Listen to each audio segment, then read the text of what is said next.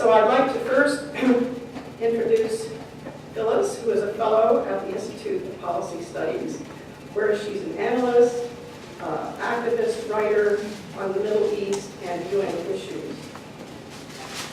She is really a global peace worker, you could say.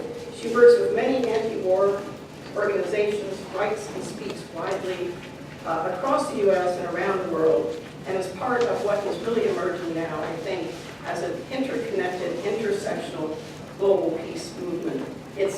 I'm not going to hazard the guess of what stage it's in, but here we are as part of that stage to make this really a global movement that's unsurpassed in its loud voice that we cannot have war anymore, that we have to have peace.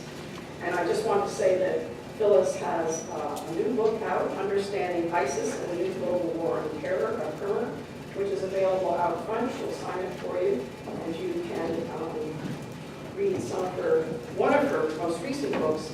She's authored several others as well, so thank you. The title of Phyllis's talk, which we just sort of came to, is Too Many Wars, So Little Time. Thank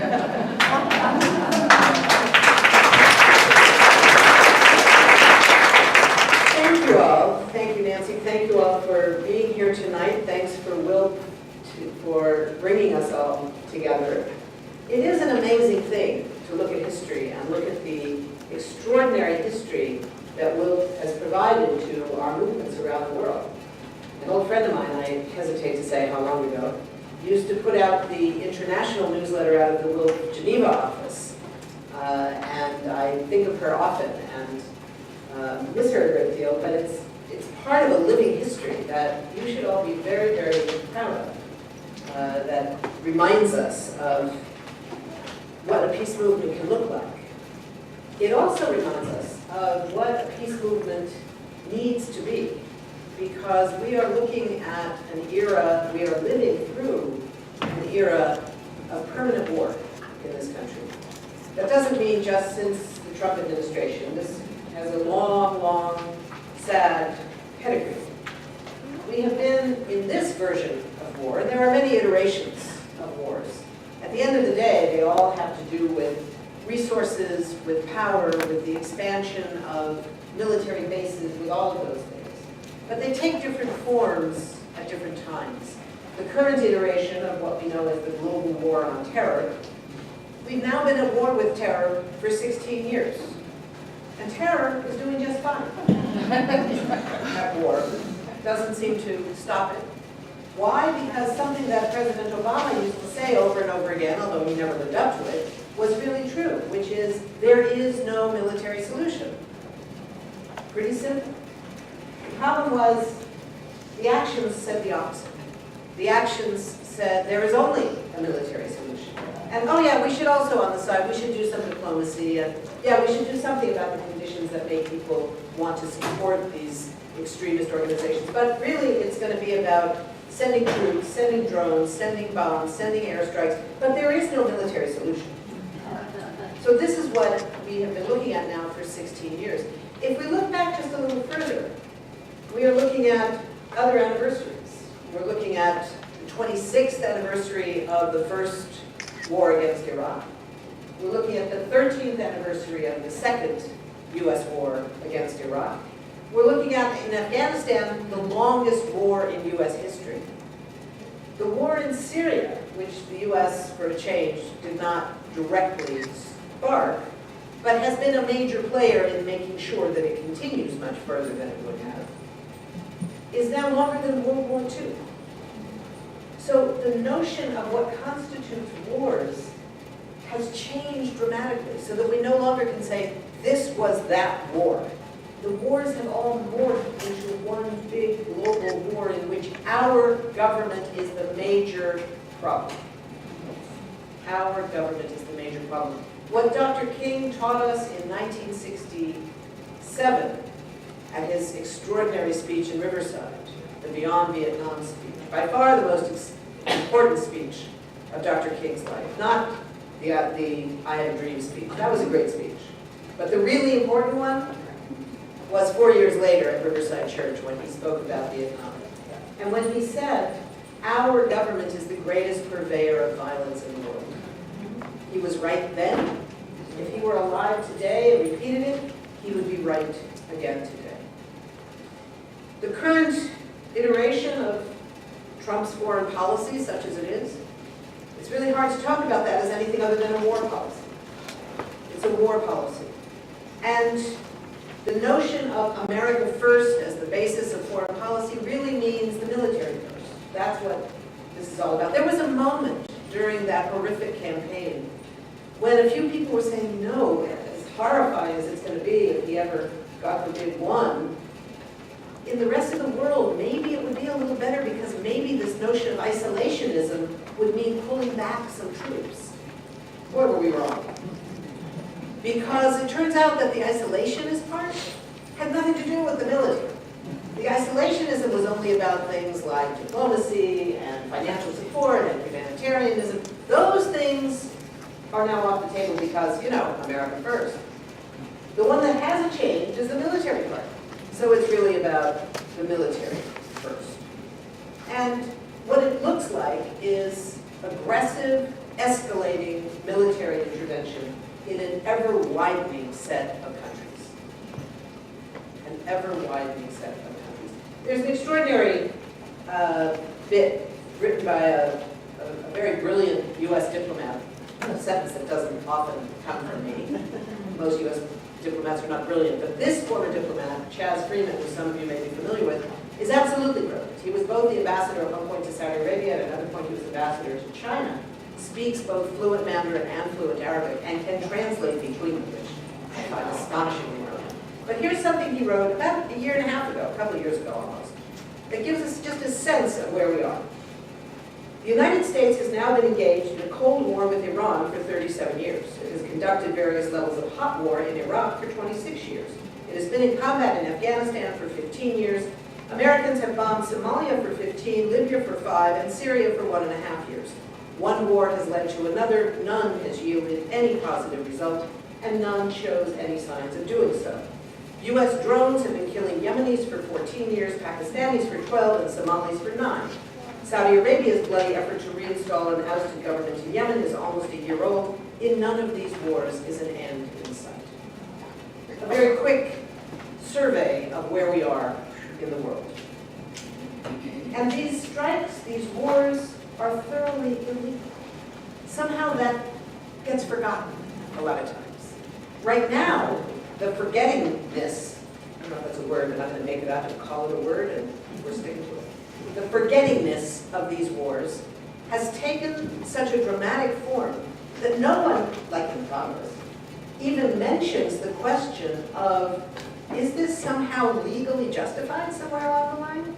The heroic Barbara Lee is trying once again to get the authorization for the use of military support repealed. She has been unable to. But what's astonishing is that most of the time the issue doesn't even come up. It doesn't even come up. Is this authorized by anything? The U.S. is now going to war in Syria. Really? Who said we could? Who said we could? Well, there's a crisis. And for some people, no human rights violation exists that does not require a military solution.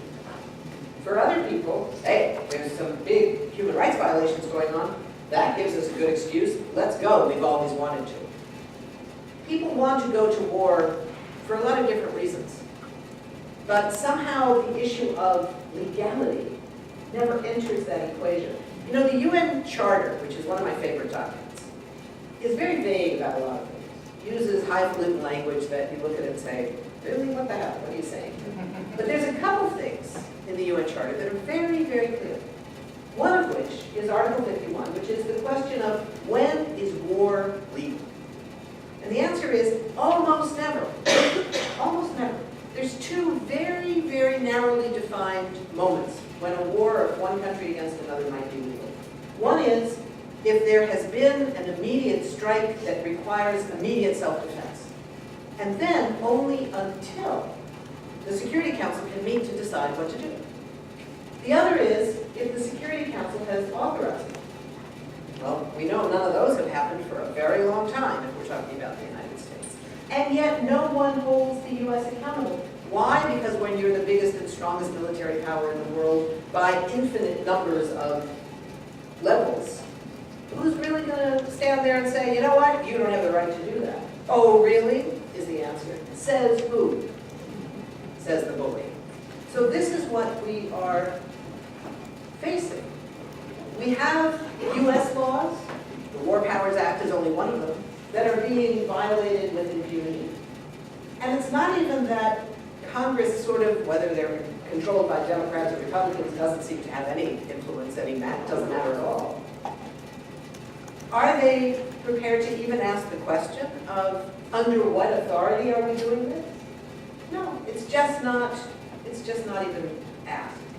We have now an announcement by the president operating off of Twitter saying, oh yeah, I think I'm going to stop this CIA funding of opposition forces in Syria. And a few of us were saying, yay! Not because he got it right, because he doesn't get anything right, but because the impact of that is slightly less arms in an over-armed country. That's a good thing. I did an interview on this the other day with some sort of mainstream whatever, and they decided to use it as a Q&A, and the intro to it said, the CIA is stopping its support for opposition forces, and you'll be surprised at who thinks that's a good idea, or something like that. It was like, why is that surprising? That somebody who supports peace would think it's a good thing when we stop arming everybody and their brother. Why is that so surprising? But nonetheless, apparently it's surprising. We are facing escalating wars everywhere we turn. The drone wars are continuing, but they are now not only drones, but airstrikes with planes and attack helicopters. We're not only providing basic tanks and uniforms to opposition forces, but we're now providing drones and helicopters and attack bombs all over the world. We're seeing threats, new threats against Iran. The US on the one hand says, well, we can't really deny it. Iran is abiding by its requirements of the Iran nuclear deal.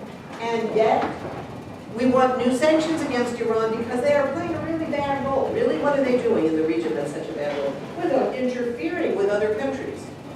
Really? You want to say that again with a straight face? But this is what they're saying, right? This is the basis of it. That they are not helping in the region. Oh, right, and you are, I suppose.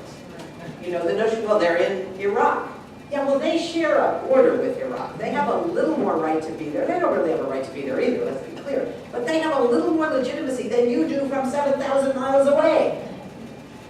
Right? So this is what we are facing. The legacy of foreign policy in this country is, in the main, a very sad one. When we look at the vast chasm between the rhetoric of standing for freedom and democracy and humanitarianism around the world and what we actually do, which is to send guns and to send bombs and to send bombers and to send trainers of people there so they can drop their own bombs. That's the legacy. If we look at the legacy of the last president, we look at President Obama's legacy, what we see is that his extraordinary successes in the Paris climate talks, in moving towards normalization with Cuba, and most especially in the Iran nuclear deal, were all examples of diplomacy triumphing over war. But when we look at all the rest of Obama's legacy, we see failure. And in every one of those failures, he failed in Syria, he failed in Iraq, he failed in Somalia, he failed in Yemen, he really failed in Libya. He has failed in every one of those countries. And it's because in all of those cases, war triumphed over diplomacy. And diplomacy was not allowed to be used. And we can argue till hell freezes over about exactly what the dynamics were in Washington between the White House and the Pentagon and Congress and this one. At the end of the day, for the people under those policies, none of that matters. In the era of President Obama, more countries were bombed than were bombed under President Bush. Now, President Bush did plenty of things that Obama didn't do. He sent 150,000 troops at a time to occupy Iraq. Obama didn't do that. That's a good thing. But Obama used more drones, killed a lot of people. So our failures with the GWAT, one of my favorite acronyms, because it sounds like what it is, it sounds evil, the Global War on Terror. The failures are based on a failure to recognize that there is no military solution against terrorism. Not against Al-Qaeda, not against ISIS. Every one of them creates more terrorism that are worse. You know, the U.S., not surprisingly, is now allied with Al-Qaeda. They won't kind of admit that, but they are. Why? Because ISIS is now worse than Al-Qaeda. So I'm waiting for, okay, who's the next one that's going to make us ally with ISIS? Because the next guys are going to be even worse. Right? This is what we are dealing with. There are no military solutions. And then we hear, well, no one wants war. Nobody wants war. That's a lie. That's a lie. Most people don't want war. Most people in this country don't want war. They don't want their daughters and sons to be sent off to fight wars. They don't want us to be hated around the world. They don't want us to be threatened by people who are so angry about our wars. Most people don't want wars, for good and bad reasons. The problem is there are a few people who do want wars, and they are very powerful. They are the ones who make a profit off of wars. Wars don't just happen. People profit from wars. So those Washington Post ads that we see around late August, early September every year, big full-page ads, we see them in the metro. How many of you have been to protests in D.C.? Okay, so you've been on the metro, around the Capitol, around the Smithsonian, all the ones on the mall, and you see these giant ads. They're like, you know, this big, they're huge. And they have like these weird, sort of beautiful, sort of weird, sort of scary graphics. It would be like a plane taking off into a blue sky.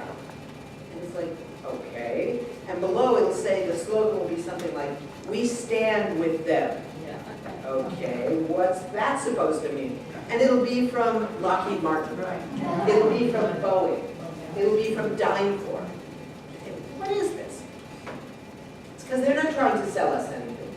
The audience of those ads that cost them hundreds of thousands of dollars every year is an audience of about 50. It's the members and staff of 2 congressional committees. The Armed Services Committee and the Appropriations Committee, the ones who decide which contracts they're going to get. Who's going to get to build the new planes and the new submarines and the new bombs. That's what those ads are named at. They don't care if we see them or like them or hate them or love them. It doesn't matter. We're not the audience. We're not going to go out and buy an aircraft carrier. This is aimed at the people who are, right? And they are making a killing. My colleague Sarah Anderson, who every year does a great expose on CEO pay and what it looks like every year. And every year she has a different theme. A few years ago, her theme was the warmongers, the CEOs of the war industries, and what are they doing? And what she found was that after 9/11, the CEOs of most countries were making a huge salary, but their payments were going up about 7%. In the war industries, they went up 200%. And one of our favorites, who luckily went to jail for a brief moment, a guy named David Brooks, the CEO of a company called DHB Industries that made body armor for U.S. troops in Iraq and Afghanistan. Between 2001 and 2004, he ended up with a 13,349% raise in his salary. And guess what? His vests didn't work. His vests were the reason that so many parents of young soldiers were mailing through FedEx bulletproof vests that they bought online at Amazon because they worked, and the ones that this clown was making didn't work. That's what our support for war looks like. And then we talk about what happens when the wars come home. So we know that the cost of war at home is monumental. It's monumental in money, it's monumental in blood, it's monumental in the destruction of people's minds, it's monumental in the destruction of whole generations who are brought up somehow to treasure and cherish war. as what makes them great, as what makes our country great. But the direct costs are extraordinarily high. I'll get to that in a minute. But the other part of it that we don't always think about in the context of the cost of war is what happens to communities in this country whose people happen to have the bad luck to look like the people who are under the bombs and at the other end of our foreign policy. So why do we have, right now, such a rise in Islamophobia in the United States? Why do we have the Muslim ban? Islamophobia is not a new concept in the U.S. It has an old and sordid history. It's been around a long time. But why is it on the rise the way it is? It's because without Islamophobia, how do you convince ordinary young people in this country to be willing to go to war against people who they've never met, have never heard of, can't find their country on a map, and have never done anything to them, unless you can convince them that these are all people who are evil, that they are all collectively responsible for something that 19 people who happen to be Muslims did 15 years ago. So you need to build Islamophobia. And if we look at the history of the recent period of Islamophobia, not the early history that goes back 200 years, but the current recent history, it didn't start with 9/11. It started with the Iranian Revolution in 1978. When, looking around the room, I'm seeing most of you remember T-shirts that have Khomeini, Ayatollah Khomeini's face with a crosshairs on it. And what did that do? It meant that that was a target. That was what made it okay to hate Muslims. And then we saw the same thing with Saddam Hussein. Ironically enough, the most secular of all these dictators, who suppressed, as was true in Syria as well, really suppressed any Islamist forces. But that didn't matter. By getting people to hate Muslims, they can get them to go to war against Muslims. And when the countries you're trying to go to war with, they're not going to war, let's be clear. The U.S. is not going to war against Iran and Iraq and Syria and Libya because they're Muslims. They're going to war with Muslims because Muslims happen to be the majority in the countries they want to go to war against. And as we all know, if their main export was broccoli, there would not be any bombing going on. It's because of oil, it's because of military bases, it's because of the expansion of power, it's because of geography. This is like buying real estate, right? It's about location, location, location. If you control the Middle East, you can send bombers, you can send troops against 3/4 of the world. Against Europe, against Asia, against Africa. They're all right there. They're all right there. So that's what we are looking at. And when you have a cabinet made up of generals and gazillionaires, you've got a big problem of hammer and nails. If you're a hammer, everything looks like a nail. If you're a general, every problem requires a military solution. And you might differ on what kind of military. Should we send troops? Oh no, well let's just send the bombers. Oh no, let's send the drones. And then, yeah, you can differ on that. But what is not up to question is whether a military response is required. That's what we're looking at. So when you have Rex Tillerson suddenly in charge of the State Department instead of being in charge of ExxonMobil, does it really matter very much which one he's doing at any given moment? When you have Mad Dog Mattis as the Secretary of Defense, and we're told he's the intellectual, the military intellectual. Well, that may well be. But you know, there's an old saying that military music is to music what military justice is to justice. I guess it should be said the other way around. But you get my point. And the same thing is true for military intellectuals. They are generals first and intellectuals second. He can be a really smart guy. I have no reason to think he's not. But his starting point is, what do? We send the Marines. We might try and do other stuff first, but at the end of the day, that's what will work. So then we get to the question of what are the effects of it at home. Remember I mentioned the cost of the force? You know, the U.S. military budget this year was almost $600 billion. And on top of that, Trump was proposing raising the military budget by $54 billion more. And that $54 billion was going to come out of the State Department, it was going to come out of the EPA, it was going to strip us of things that actually make us safe, like dealing with climate chaos, like diplomacy triumphing over war. Strip 30% of all those budgets. If you don't have diplomats, you don't have to worry about diplomacy. right? So we're talking about a 54% increase. The budget that is now at play in the Congress is not almost $54 billion more, it's almost $100 billion more. It's almost $700 billion this round for this new military budget. And remember that that's 54 cents out of every discretionary dollar in the US budget.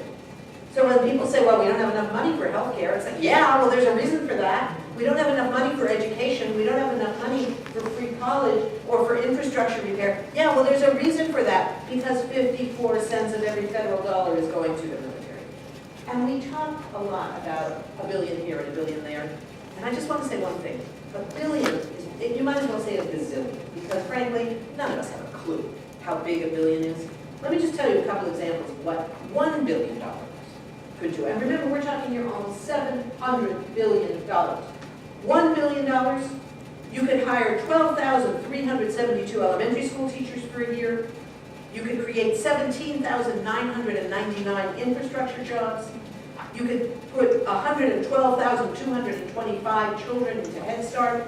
That's what you can do with $1 billion. $30 billion, you can solve the problem of clean water for the entire world. $10 billion, you can stop world hunger. We are putting $700 billion into the military. So what do we do about it? That's what I want to shift to. What do we do about our movements? 5 minutes more and I'm going to do our movements. The key question here is that, look around. We have a huge challenge. And we have been saying that in the peace movement for 25 years. That our movement is too old, too white, and in many situations, so thankfully not here, too male. Pale male stale. It's the old saying about the peace movement. It's still true, except for the male part. You men that are here, thank you. You get my point. The problem is we're dealing with it wrong. We're dealing with it from the vantage point of how do we rebuild a strong, independent peace movement that's more diverse, that has more young people of color. That's the wrong question. That's the wrong question. We had that for the first 5 years of Bush's war, when the war in Iraq was the centerpiece of the entire progressive movement. There's a host of reasons why that was the case. It hasn't been the case since the economic crisis of 2007, since the election of Obama in 2008. We can go into all the reasons we want, and we should understand it, but it doesn't change the fact that that has not been the case for 10 years. So what do we need to do? It's not about rebuilding our movement stronger so we can lead in the street. We ain't gonna lead. There are movements that are rising. They are incredible. They are exciting to watch. They are made up of young people, people of color, led by women, led by trans women, queer women. It's an amazing moment for new movements. It's not our movement that is leading. It's the immigrant rights movement, the refugee protection movement. It's Black Lives Matter. It's Standing Rock. Those are the movements that are leading. What do we need to do as a self-defined peace movement? We need to get that information, the stuff we get from the National Priorities Project, of what is it costing every single community in this country to go to war in Iraq, in Afghanistan, the global war on terror, etc., into the hands of those movements. We need to be working with Black Lives Matter on the question of the militarization of police. Why is it that there was a tank on the streets of Ferguson after Mike Brown was killed? Because the Ferguson police force had decided that they would say yes to the Pentagon when the Pentagon said, hey, you want a tank? We got some left over from Afghanistan. It's like, why do we need a tank in the streets of Ferguson? But we got one, so let's use it, hey? That's what we are dealing with. So that's the kind of movement that we need to be building. Working with the movements that are leading, getting over our sense that we need to lead. That is so last century. But we need to be very clear that the resistance that is rising, the resistance against Trump in general is a big part of it, but the real resistance that looks like Standing Rock redefining international solidarity, that looks like Black Lives Matter redefining what a policy statement would look like. And when the Black Lives Matter policy platform included a whole section on internationalism and the need for human rights and the United Nations as part of that, that's a sign that our work for so many years has taken root. We need to nurture those roots and grow those flowers. You know, I want to end with two things. One is something that Dr. King said. This idea that history, when you look at history, that the arc bends towards justice. That's true, but it doesn't do it by itself. That's our job. That's our job, to force the arc to bend towards justice. And the other thing I want to say is from the great historian Howard Zinn. Now, many of you have probably read Howard's great opus, The People's History of the United States, a really crucial book. But there's one thing that Howard wrote that he's written in other ways as well, not only in that book, which I think is crucial for us to remember. And that is when he talks about the origins of this country being rooted in slavery and genocide. Genocide against the native people of this country, slavery that enslaved millions of Africans who were brought to this country in chains and enslaved when they got here. But he also said, from the beginning, we were also another country. We were also the country where movements stood against slavery, against genocide, and later for the environment and against racism and against segregation and for women's rights and for LGBT rights, for all of these things, for the rights of children, for the United Nations, for all of what we stand for. And that's the country that we have to reclaim. Howard Zinn was right. We are the country that was grounded and made powerful and made rich when white people took over this country and based it on genocide and slavery. But we are also the country that stood back and built movements against it. So it's that legacy, whether it's protecting refugees and saying if we're really going to protect refugees, that means stopping the wars that cause people to become refugees.